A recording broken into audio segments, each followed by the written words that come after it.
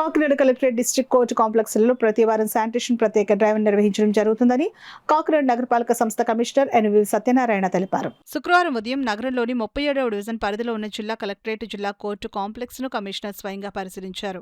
ఈ సందర్భంగా కార్యాలయ పరిసరాల్లో పెరిగిన పిచ్చి మొక్కలను తొలగించడంతో పాటు పరిశుభ్రత పనులను పర్యవేక్షించారు. ప్రజలు అధిక సంఖ్యలో రాకపోకలు సాగించే ప్రభుత్వ కార్యాలయాలు ఎల్లప్పుడూ పరిశుభ్రంగా ఉండేలా ప్రత్యేక చర్యలు తీసుకోవాలని సంబంధిత అధికారులకు ఆదేశాలు జారీ చేశారు. ఈ సందర్భంగా కమిషనర్ మాట్లాడుతూ జిల్లా కలెక్టరేట్ జిల్లా కోర్టు కాంప్లెక్స్ లో ఇకపై ప్రతి వారం ప్రత్యేక శానిటేషన్ డ్రైవ్ నిర్వహించి పిచ్చి మొక్కల తొలగింపు, చెత్త సేకరణ, పరిసరాల శుభ్రత పనులను క్రమం తప్పకుండా చేపడతామని తెలిపారు. ప్రభుత్వ కార్యాలయాలకు వచ్చే ప్రజలకు పరిశుభ్రమైన వాతావరణం కల్పించడం నగరపాలక సంస్థ బాధ్యత అని పేర్కొన్నారు.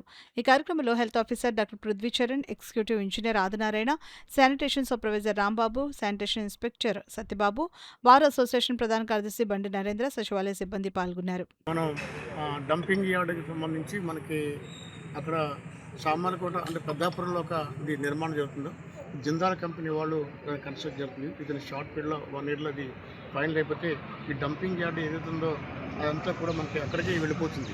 అక్కడి నుంచి మనకి పవర్ జనరేషన్ విషయంలో ఉపయోగపడుతుంది. కాబట్టి ఒక 1 ఇయర్లో మనం ఇది ఇబ్బంది మారాయించినట్టయితే తక్కినంత కూడా మనం కంపెటెడ్గా అవకాశం ఉంటుంది.